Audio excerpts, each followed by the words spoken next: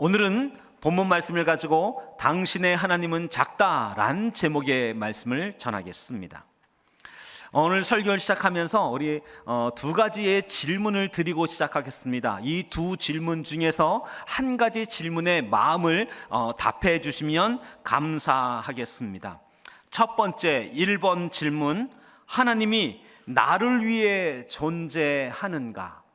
2번 질문, 내가 하나님을 위해 존재하는가? 다시 한번 말씀드리겠습니다. 1번, 하나님이 나를 위해 존재하는가?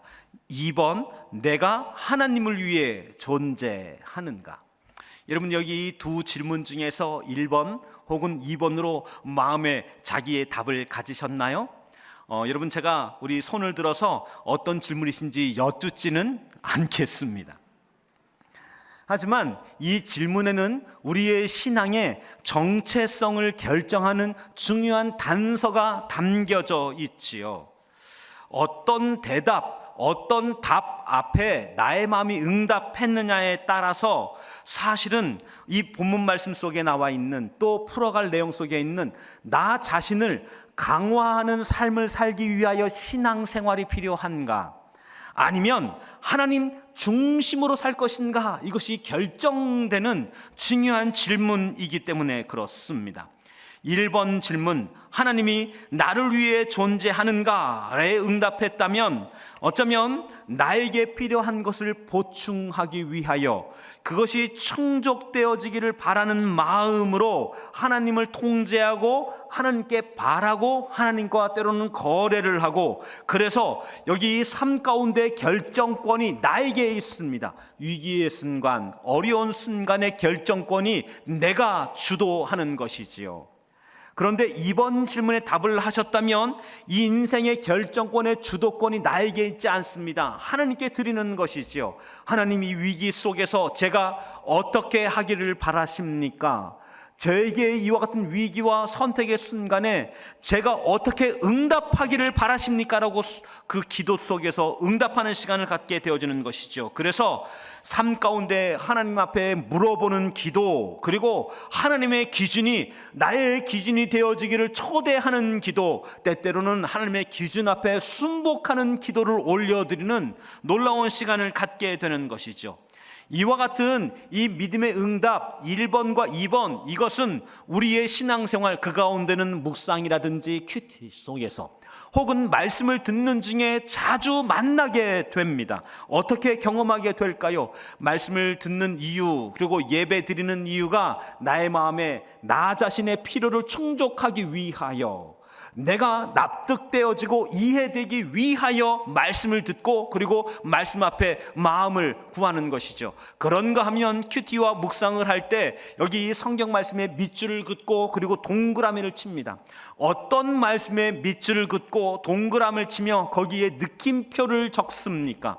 네, 어쩌면 이와 같은 이유 속에서는 그 말이 왠지 나에게 지지와 응원을 주기 때문에 라고 생각하실 것입니다. 여러분, 그렇다면 여러분, 이것은 말씀 속에서 나를 지지하는, 그리고 내가 말씀을 통해 지지받기 원하는 그곳에서 신앙생활이 시작되어지는 것이지요. 하지만 이와 같은 큐티와 묵상 속에서 말씀을 읽으면서 하나님, 오늘 이 말씀 속에서 저에게 하실 말씀이 무엇입니까? 말씀을 보여주십시오. 말씀을 깨닫게 하십시오. 말씀 앞에 머물기를 원합니다. 말씀을 저에게 펼쳐주십시오 라고 기도하면서 말씀 속에서 나에게 감동을 주는 이 아니라 하나님이 나에게 주시고자 하는 말씀 앞에 그 밑줄을 긋고 동그라미를 긋게 된다면 놀라운 변화가 마음 가운데 일어나는 것이지요. 여러분, 이 모든 일들은 공부할 때에도 일어나지요. 공부하는 이유가, 진로를 준비하는 이유가 나 자신을 위해서인가? 아니면 하나님께서 주신 인생을 살기 위해서인가? 직장과 일터에 일을 하고 수고를 할 때 우리의 가정을 돌보기 위해서, 그리고 우리 가정을 꾸리기 위해서 가장으로서의 책임을 다하기 위해서 일을 하는가? 아니면 이 일터 속에 나의 일하는 자리와 만나는 관계 속에 하나님 나라가 임하며 하나님의 역사 속에 쓰임받는 거룩한 열정과 소망을 가지고 오늘 그 일터 속에 일하는가가 결정되어지는 것이죠. 때문에 이와 같은 이 물음은 오늘 우리들에게 중요한 아젠다를 던져주고 있는 것입니다. 여러분, 수호신 하나님, 보호하시는 하나님을 찾고 계십니까? 아니면 수호신 하나님을 넘어선 우주와 만물을 창조하신 광활한 하나님을 갈망하며 기대하십니까? 종교인들과 그리스도인들은 이 질문 앞에 나누어지는 것이지요. 종교인들은 나 자신을 강화하고 나의 보호와 필요가 충족되기 위하여 하나님의 선물을 바랍니다. 기적을 바라는 것이지요. 도와주십시오를 기도하게 되어지는 것이지요. 하지만 그리스도인들은 하나님이 주시는 선물, 이 선물이 아니라 선물을 주시는 하나님을 갈망하는 것이지요. 하나님을 만나길 원합니다. 하나님 저에게 오시길 원합니다. 하나님, 그 하나님이 그립습니다. 하나님, 주님을 갈망합니다. 기도로 나아가게 되는 것이죠. 이걸 이렇게 예화로 표현하고 싶습니다. 어떤 아빠가 있습니다. 이 아빠가 회사 일로 해외 출장을 가게 되었습니다. 우리 출장을 가서 이런저런 일 또 보고 느끼며 아내와 자녀가 문득 떠올랐습니다. 집안에서 아이들 돌보느라 고생했을 아내, 그리고 또 아빠를 기다리고 있을 그 아이들이 마음 가운데 그려진 것이죠. 그래서 이제 아주 좋은 선물들을 준비해 갔습니다. 그리고 집에 가서 선물들을 나누어 주었지요. 이와 같은 해외 출장이 반복이 되어졌습니다. 반복이 되어질수록 선물의 종류들도 그 나라에 따라서 그 나라가 아주 제일 잘하는 여러 가지 좋은 제품과 물품들 따라서 다양하게 선물들이 아주 다채로워졌지요. 이제 이 아이들과 아내는 남편이 해외 출장 갔다가 집에 딱 들어오는 순간 달려가 맞이합니다. 하지만 손에 있는 선물을 낚아채어서 방으로 들어가는 것이지요. 그리고 거기 선물을 보면서 아이들이 기뻐하고 좋아하고 또 아내도 즐거워하는 것이지요. 여러분, 그렇습니다. 그런데 우리 아빠가 출장 속에서 어려운 일은 없는지 남편의 얼굴과 안부를 살피는 일들이 자꾸자꾸 사라져가는 것이지요. 그와 같은 어느 한 날 아빠의 마음이 쓸쓸해졌습니다. 출장을 갔다가 힘겹게 열심히 집으로 돌아가면 아빠가 아닌, 남편이 아닌 선물만 바라보는 아내와 자녀들에게 섭섭한 마음이 생겼던 것이죠. 그래서 어느 한 날은 이제 출장을 다녀가는 길에 선물을 사지 않게 되었습니다. 질문: 선물이 클까요? 선물을 주시는 아빠가 클까요? 선물이 큽니까? 선물을 주시는 하나님이 크신 분이십니까? 우리는 신앙생활 하던 중에 종종 시험에 들기도 하지요. 그런데 하나님께 시험 드시는 일들이 종종 있습니다. 시험 드는 이유 가운데 한 가지는 하나님의 선물이 마음에 들지 않습니다. 하나님이 주시는 응답이 내가 원하는 때가 아닙니다. 내가 원하는 방식이 아닙니다. 내가 원하는 그 선물이 아닌 것이지요. 그래서 여기 하나님의 선물이 못마땅해서 하나님의 선물 앞에서 시험에 드는 것이지요. 여러분, 진짜 주목해야 될 것은 무엇입니까? 선물입니까? 응답입니까? 아니면 그 응답하시는 하나님, 그 크신 하나님이십니까? 오늘 본문의 말씀 속에는 제자들을 향한 말씀인데요, 이 제자들이 예수님의 선물에 심히 실망했습니다. 화가 났습니다. 그리고 못 견디는 마음들을 갖게 되었습니다. 한마디로 우리말로 예수님한테 시험 들었습니다. 어떤 일들이 있었을까요? 사실 오늘 본문 말씀 앞에 보면 엠마오로 내려가는 제자들의 이야기가 등장합니다. 여러분, 여기 엠마오로 내려갔던 제자들, 왜 엠마오로 내려갔습니까? 네, 답은 자명합니다. 십자가에서 예수님이 못 박혀 죽으셨기 때문입니다. 예수님의 죽음, 이것을 생각할 때 제자들은 심히 시험 들었습니다. 심히 낙담되어졌습니다. 여러분, 여기 제자들이 환호했던 예수님은 어떤 분이셨을까요? 선물을 주는 분이셨습니다. 사람들에게 다가가서 사람들을 고쳐주었습니다. 여기 자기가 고쳐진 것은 아니지만 예수님의 제자라는 사실만으로도 어깨가 으쓱했습니다. 그런가 하면 어떤 한날은 예수님께서 죽어있는 소년을 일으켰습니다. 소년을 일으키기도 했었습니다. 그런 장면이 반복될 때마다 여기 예수의 제자들은, 그리고 예수를 바라보고 있는 사람들은 예수님께 우리말로 뿅 갔습니다. 근사한 예수님, 멋진 예수님, 죽은 자를 다시금 살아 일으키시는 놀라우신 예수님, 듣도 보도 못했던 그런 예수님을 만나게 된 것이지요. 이와 같은 이 예수님 곁에서 제자들도 한 꿈을 꾸게 되어집니다. 저 사람들도 예수님께 선물을 받았어. 그러면 예수님 곁에서 함께 동고동락하고 있는 우리도 예수의 선물을 받지 않겠어? 처음 보는 사람들에게도 저런 선물을 주시는 예수님께서 이와 같이 동고동락하는 우리에게는 어떤 선물을 주시겠어? 소망의 마음이 마음 깊은 곳에서 점점 타오르며 커지기 시작하지 않았겠습니까? 그런데 어느 한 날 예수님께서 별안간 십자가에 못 박혀 죽으셨습니다. 선물 주셨던 그 예수님이 거기에서 처참한 모습으로 사라진 것입니다. 좌절과 후회가 찾아왔습니다.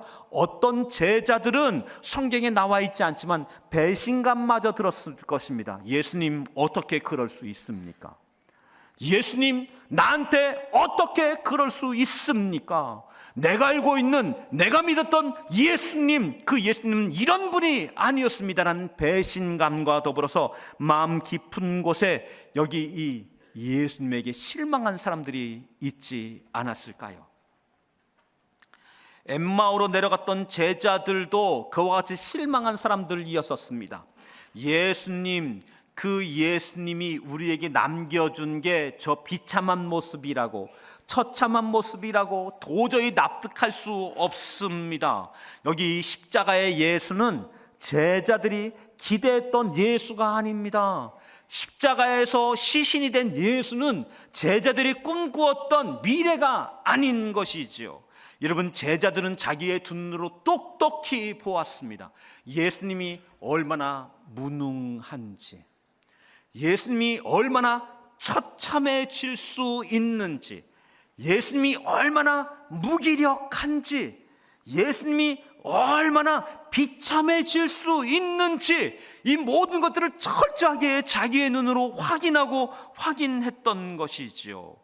그들이 기대했던 예수님, 기억하는 예수님, 마음 가운데 아직도 어쩌면 울림이 있는 예수님은 어떤 예수님이셨을까요? 눈먼 자에게 환한 세상을 열어주시는 예수님이셨지요. 눈먼 자에게 새로운 세상을 선물해 주시는 예수님이셨지요. 앉은뱅이를 두 발로 걷고 뛰게 하며 춤추게 하시는 자유로운 삶을 선물 주시는 예수님이셨지요. 그리고 여기 십자가에 못 박혀 죽기 바로 얼마 전에는 예수님께서 죽어있던 나사로를 살려내셨습니다. 그가 죽어있는 그 시신이 안치된 동굴을 향하여서 나사로야 나오라 라고 선언했습니다. 나사로는 그 음성을 들었고 이 권능의 음성 앞에 저가 살아서 걸어 나왔던 것이지요. 그와 같은 그 예수는 바람과 파도도 잔잔하게 하셨습니다. 그 예수는, 그와 같은 그 예수는 정말로 놀라운 일들을 날마다 행하는 분이셨지요. 이와 같은 예수 앞에 사람들은 환호했습니다. 제자들도 그 옆에, 예수 옆에 있으며 덩달아 함께 흥분했고 함께 기뻐했고 함께 박수 쳤던 것이지요. 그런 이유로 여기 예수님의 제자들은 예수의 최측근, 그 가운데 예수의 오른편에 누가 설 것인가, 오른편에 누가 앉을 것인가를 두고 서로 싸웠던 것이고 서로 다퉜던 것이죠. 왜냐하면 이와 같은 그 예수가 어느 한날 드디어 우리가 기다리고 소망했던 그 때가 익어서 이제 로마로부터 이스라엘을 구해내고 이스라엘이 새로운 나라로 아주 세상 가운데 선포되어질 때 그 자리에 예수님은 틀림없이 주인공일 것이다. 그 자리 옆에 그 오른편에 누가 있을 것인가, 그 오른편에서 누가 예수님에게 가장 놀라운 선물을 받을 것인가, 내가 그 자리에 서길 원한다란 소망과 기대가 제자들에게 있지 않았을까요? 그렇습니다.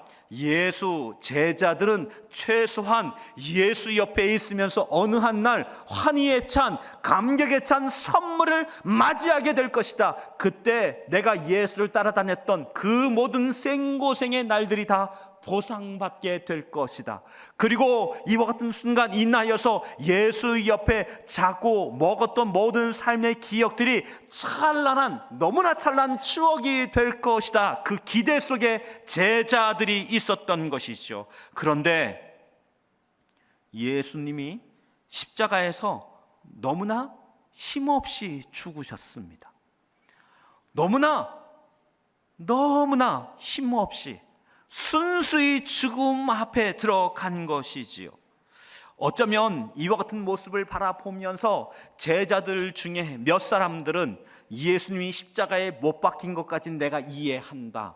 하지만 저 예수님께서 바람과 파도를 잔잔하게 하셨고 죽은 자를 일으켰었던 그 권능이라면 저 십자가에서 못을 뽑고 내려오시기를, 저 못을 뽑고 사람들에게 권능을 보여주시기를, 그리고 여기 있는 모든 사람들을 압도하여 나를 따르라하며 로마의 왕궁으로 행진하여 주시기를, 그것도 아니라면 사람들과 함께 더불어서 희망과 놀라운 소망의 확신에 찬 내일을 보여주시기를 기대하는 그 예수를 제자들은 갈망하지 않았을까요?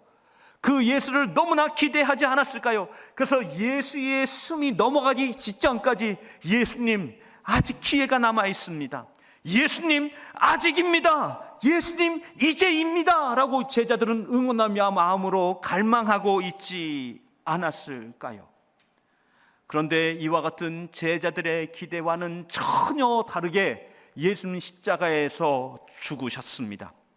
살아 올라가신 그 십자가에서 시체가 되어서 내려온 것이지요. 그와 같은 그 순간 제자들은 어떤 마음이었을까요? 제자들은 예수를 압도하는 로마의 권세를 보았습니다. 로마의 정치력을 보았습니다. 로마의 군사력을 보았습니다. 로마에 가공할 만한 이 놀라운 힘을 보았던 것이죠. 바람과 파도를 잔잔하게 하셨던 저 예수를 한 번에 죽일 수 있는 저 로마 병사와 군사들, 그 명령 한 번이면 여기 오병이어의 기적을 통하여서 수많은 사람들을 먹고 입히셨던 그 예수의 놀라운 권능을 단 한 번에 압살시키는 저 로마의 힘을 보았던 것이죠. 로마의 힘 앞에서 제자들은 두려워합니다. 저기 지금 예수께서도, 사람들에게 이마만큼이나 응원을 받고 있는 예수께서도 저 십자가에 못 박혀 죽었다면 다음은 내 차례 아닌가? 라는 생각들이 여기 제자들에게 있지 않았을까요? 여러분, 그런 면에 제자들이 흩어진 건, 엠마오로 내려간 건 리더가 사라졌기 때문이 아닙니다. 예수가 죽었기 때문이 아닙니다. 그거 너머의 희망이 사라졌기 때문인 것이죠. 자기들의 기대가 완전히 다 바스삭 부서졌기 때문인 것이지요. 그런데 그와 같은 그 예수님께서 살아생전에 3일 만에 부활을 할 것을 예고하시고 예언하셨었지요. 그 말씀대로 살아난 것입니다. 그 말씀대로 제자들 앞에 등장한 것입니다. 제자들에게 문안 인사를 하는 것이지요. 너희에게 평강이 있을지어다 하시며 제자들 앞에 나타난 것이죠. 여러분, 그 순간 제자들은 어떤 마음이었을까요? 그럴 줄 알았어. 예수님이 십자가에서 돌아가셨지만 예수님 일어나셨어, 부활하셨어, 그리고 오늘 우리 앞에 나타나셨어 라고 하는 환희와 감격 가운데 있지 않았을까요? 못을 뽑고 내려오진 않았지만 죽음의 동굴의 문을 밀어내고 나오신 예수님을 보게 된 것이죠. 여러분에게 다시 한번 질문 드리겠습니다. 1번, 나의 소원을 들어주시는 예수님이 클까요? 2번, 온 우주 만물을 창조하신 예수님이 크신 분일까요? 제자들은 지금 어디에 있을까요? 1번에 있을까요? 2번에 있을까요? 1번, 내 방식대로 움직이시는 예수님을 원하십니까? 2번, 나의 죄를 위해 십자가를 통과하시고 죽음의 권세를 깨뜨리신 부활하신 예수님을 원하십니까? 여러분, 제자들에게 딜레마가 무엇입니까? 예, 제자들의 딜레마는 나에게 예수님을 맞출 것인가, 아니면 내가 예수님께 맞출 것인가 라고 하는 딜레마 앞에 머무는 것이죠. 1번, 하나님이 나를 위해 존재하는가? 2번, 내가 하나님을 위해 존재하는가? 제자들은 아직 1번에 머물러 있습니다. 자기의 생각, 자기의 경험, 자기의 기대, 그리고 자기가 바라는 것들로 예수님을 바라보고 있는 것이지요. 예수님을 제한하고 있는 것입니다. 예수님은 램프의 진이와 다를 바가 없습니다. 수온 램프의 예수님, 수오신 예수님, 수온 응답해 주시는 예수님을 바라보고 있는 것이지요. 하지만 나의 생각의 그릇, 나의 경험의 그릇, 신념의 그릇, 철학의 그릇, 감정의 그릇이 깨트려 지어질 때 예수님께서 나에게, 내가 예수님께 맞춰지기 시작할 때 여기에서 나의 감정과 생각과 의지와 경험과 철학을 뛰어넘는 하나님을 만나게 되어지는 것이지요. 온 우주 만물을 창조하신 하나님, 땅과 바다와 하늘을 다스리시는 하나님, 인류의 역사 가운데 개입하시고 다스리시는 하나님, 그 속에 하나님 나라를 만들어 가시는 놀라운 하나님의 꿈과 비전인 것이지요. 그와 같은 그 하나님은 인생들에게 사명을 주십니다. 세상 사람들이 평가할 수 있는 사명이 아닙니다. 그 사명 하나하나마다 하나님의 역사와 능력의 통로로 사용받는 놀라운 부르심인 것이지요. 그 부르심 속에 우리에게 다가오신 그 하나님이 있는 것이지요. J.B. 필립스 목사님이 있습니다. 이 목사님이 쓰신 책 당신의 하나님은 너무 작다란 책이 있습니다. 오늘 설교의 제목은 여기 이 책의 제목에서 가져온 것입니다. J.B. 필립스 목사님은 우리 이렇게 말합니다. 오늘 이 시대를 향하여서 개인의 양심에 의존한 신앙생활, 개인의 감정과 신념, 철학에 의존한 신앙생활, 개인의 경험이 신앙생활을 지배하게 되어질 때 그 속에 있는 하나님은 개인의 감정, 개인의 양심, 신념, 철학, 경험이라고 하는 상자 안에 하나님을 가두어 둔 것이다 라고 말합니다. 이와 같은 그 하나님, 상자 안에 가둬져 있는 하나님 앞에 예배하고 절하며 하나님 앞에 나아가게 될 때 그 하나님은 반드시 당신을 실망시킬 것이다. 당신의 즐거움을 망칠 것이고 당신의 기대를 무너뜨릴 것이며 당신을 압박할 것이다. 이러이러해야 될 것이다 라고 종교적으로 윤리적으로 압박하는 하나님만을 만나게 될 것이다.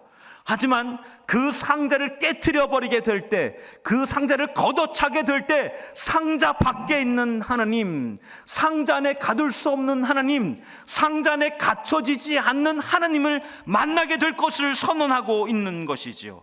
여기 이 제자들은 자신들의 양심, 자신들의 감정, 자신들의 경험, 자신들의 기대, 자신의 철학, 그리고 자신의 신념이라고 하는 상자 안에 예수를 가두어 놓았습니다. 그 상자 안에 있는 예수를 기대하고 소망했던 것이지요. 하지만 이 상자의 균열이 일어나기 시작하는 것이지요.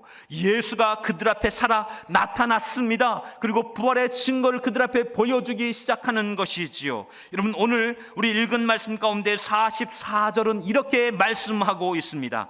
또 이르시되 내가 너희와 함께 있을 때 너희에게 말한 바 곧 모세의 율법과 선지자의 글과 시편에 나를 가리켜 기록된 모든 것이 이루어져야 하리라 한 말이 이것이니라 라고 말씀하고 있는 것이지요. 그렇습니다. 그 제자들의 상상과 생각을 뛰어넘는 놀라운 예수의 말씀이 오늘 그들 앞에 펼쳐지게 된 것이지요. 기준이 바뀌어지기 시작했습니다. 순간 제자들이 감탄하기 시작합니다. 맞습니다. 깨닫게 된 것이죠. 이것에 대해 45절 말씀은 이렇게 말씀하고 있습니다. 한 절 말씀입니다. 45절 함께 읽겠습니다. 시작.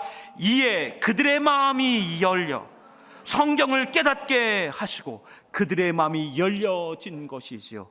성경을 깨닫기 시작한 것이지요. 예수님과 동고동락했던 3년 동안 수없이 많은 말씀을 들었고 수없이 많은 기적의 현장 가운데 있었었지만, 그 속에 예수께서 행하셨던 말씀이 무엇이었는지를 드디어 깨닫기 시작하는 것이죠. 드디어 이해가 되어지기 시작하는 것이죠. 성경이 펼쳐지기 시작하는 것이죠. 맞습니다. 하나님, 우리에게 오신 예수님이 하나님의 진짜 아들이셨습니다. 이 마음이 열려지고 확장되어지고 새로워지기 시작한 것이지요. 제자들은 갈릴리로부터 그 말씀을 가르쳐 주셨던 예수님을 기억해내야 합니다. 그 말씀을 떠올려야 합니다. 그리고 그 말씀 가운데 말씀의 뜻이 지금 어디를 가리키고 있는지 그것에 대해 마음이 열려져야 되는 것이지요. 맞습니다. 제자들은 바로 그와 같은 순간 앞에 머물게 된 것입니다. 만약에 여기 이 자리에서 제자들이 부활하신 예수님, 인생들에게 지금 초대하고 계신 그 예수님을 만나지 못했다면 이 제자들의 하나님은 너무 작은 하나님입니다.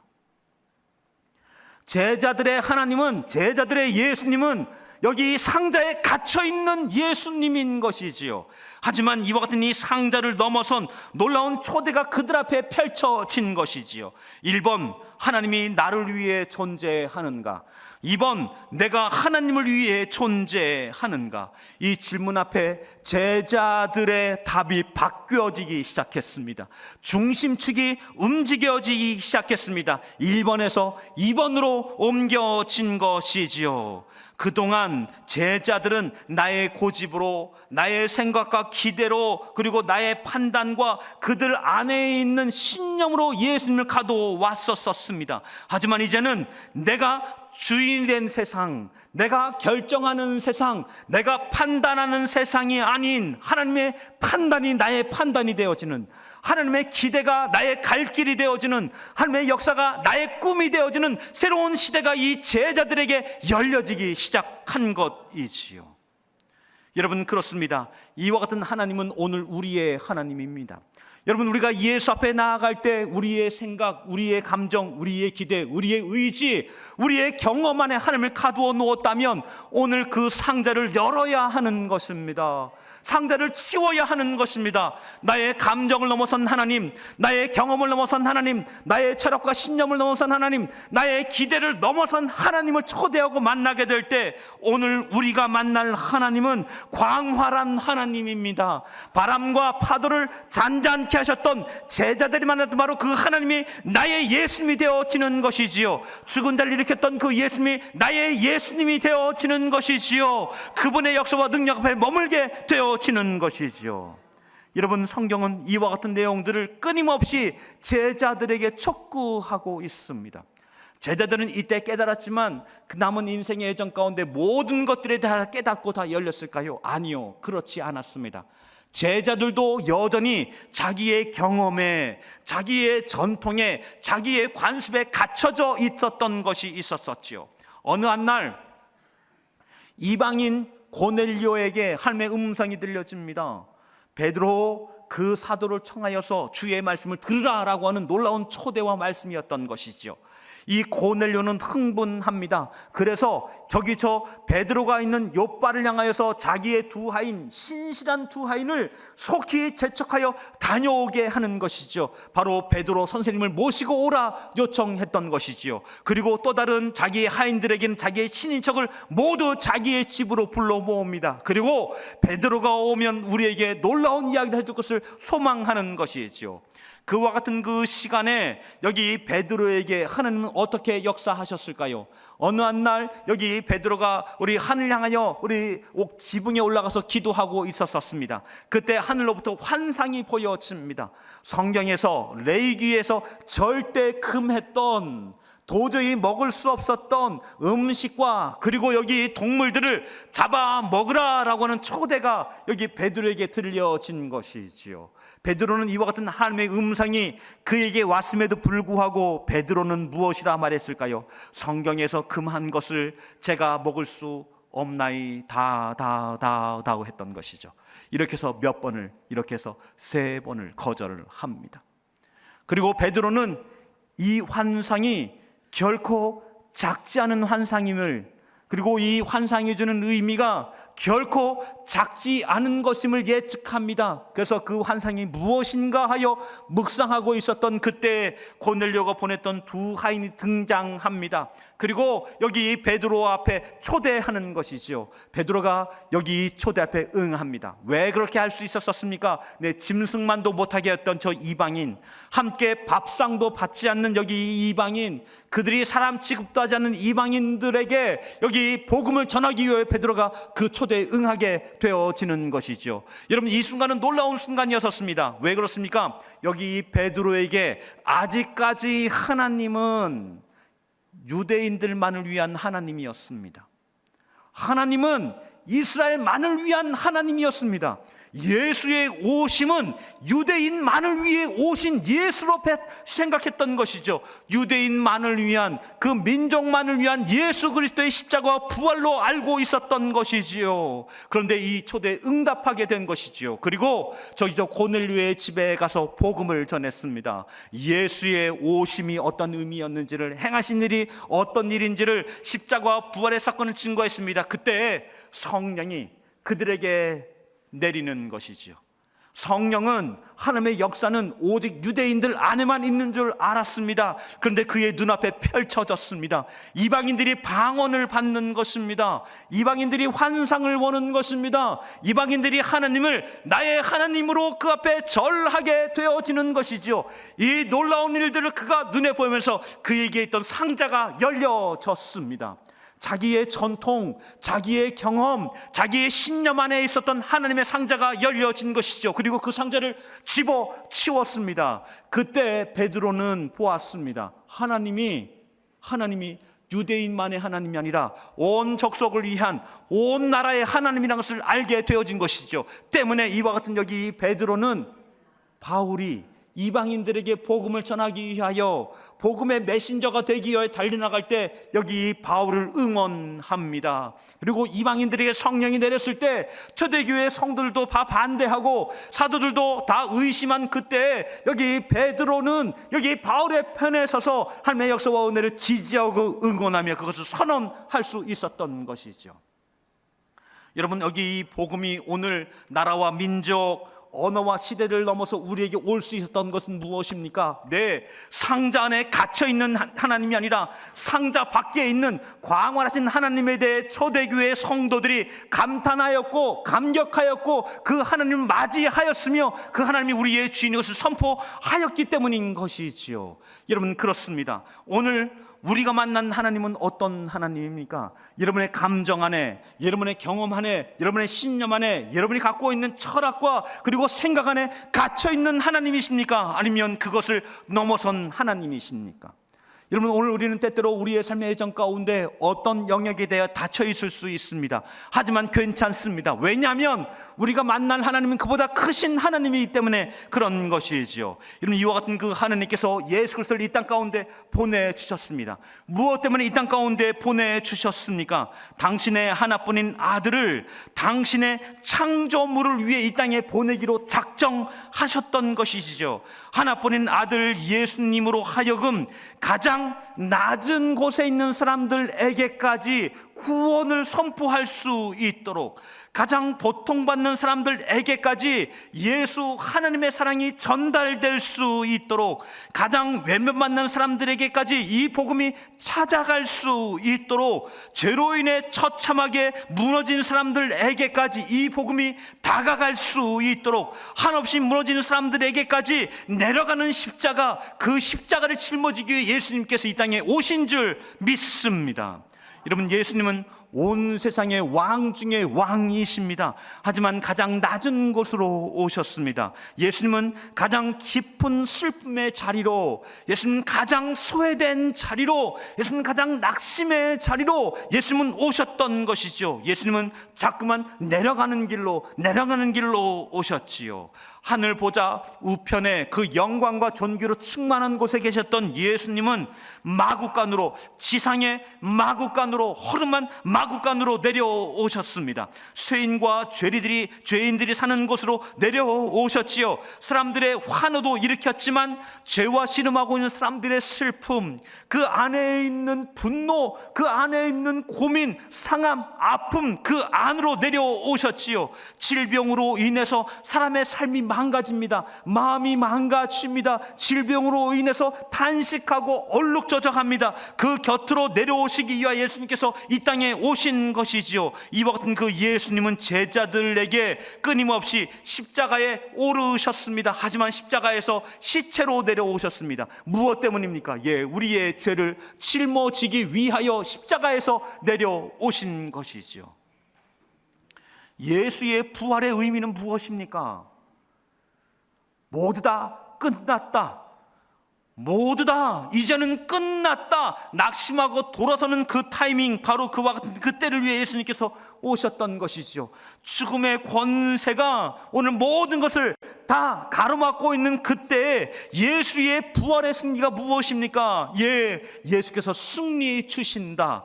예수님께서 승리하게 하신다. 모두 끝났다라는 그 순간에도 주님은 오늘 우리에게 역사하시고 그 순간 우리에게 승리를 선물로 주신다라고 하는 사실을 오늘 저희들에게 선포하기 위하여 예수께서 부활을 하신 줄 믿습니다. 이 시간 여러분들에게 마지막 이야기를 하고 마치도록 하겠습니다. 다음의 내용은 맥스 루케이도 목사님의 말씀을 이용한 것입니다. 여러분의 문제는 문제가 큰 것이 아니라 하나님을 바라보는 관점이 너무 작다는 것입니다. 여러분은 하나님의 광대함을 인지하고 계십니까? 산의 높이를 재지 말고 산을 만드신 분의 마음을 생각해 보십시오. 하나님께 폭풍이 얼마나 큰지를 말씀드리지 말고 폭풍에게 여러분의 하나님이 얼마나 큰지를 선포하시기 바랍니다.